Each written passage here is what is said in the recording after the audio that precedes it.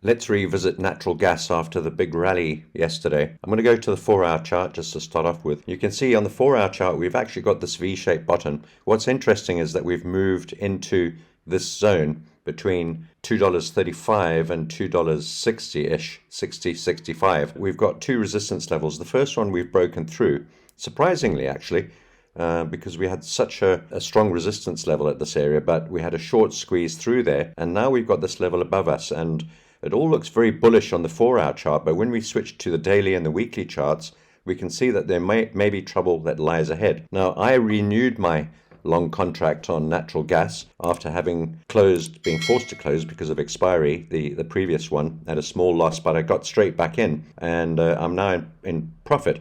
But I'm being very wary about this. I realize that we're stuck in the middle of this range between these two red lines, and both of these lines are crucial. The previous resistance that we've now broken through becomes support, and the previous resistance above us remains resistance, and that's probably the more interesting and more powerful resistance than the one that we've just broken through. So we're slap bang in the middle of this range. We're holding above the 20-day moving average, which is key, but for how long, I don't know. And notice we haven't closed above the 20-day moving average. Yesterday, we just touched it and closed fractionally below it, or at least on it. And today, we've moved up through it, but today has yet to close.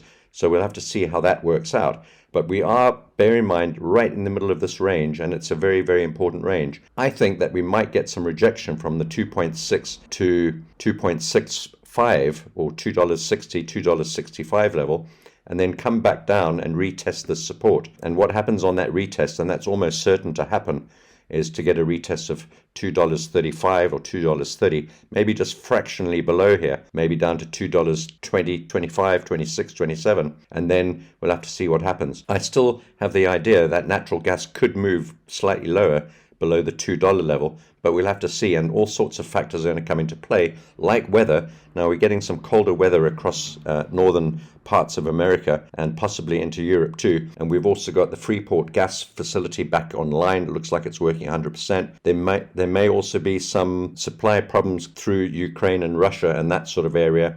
I don't know. All of these things are pretty much up in the air right now. But what we can do is look at the technicals on the chart and say, yes, we are in the middle of this range. It's a crucial range. We've got a very important high and a very important low. We're right in the middle. It's not the time to be entering a trade position.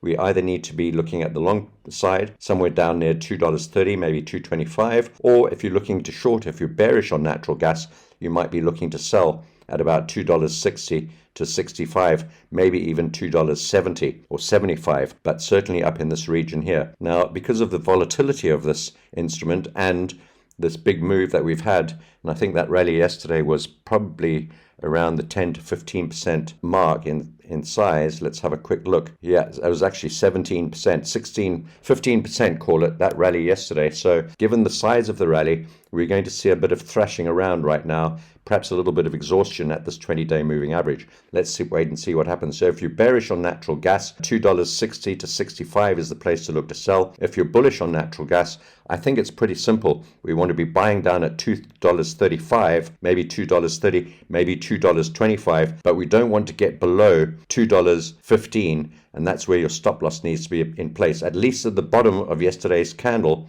which is at $2.10, $2.11, $2.12. That we don't want to go below. If we do go below and close below yesterday's candle, it'll be pretty bearish for natural gas, and we should see a retest of $2 and maybe $1.80, something like that. So very difficult right now. In any case, I'm still holding on to the long side for now, but I'm now putting my stop loss. I'm moving it up to $2.09. That's where I'll be placing my stop loss.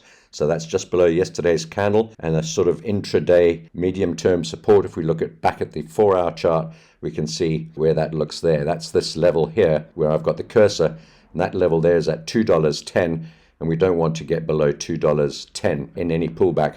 We want to hold above all of these moving averages ideally, and particularly this 20-period moving average, simple moving average on the 4-hour chart. So we know where we want to trade. We want to trade long from the bottom of the range, or if you've got the short view in mind, you want to be selling at the top of the range. Right now, we're right in the middle, stuck in the middle with the Widowmaker.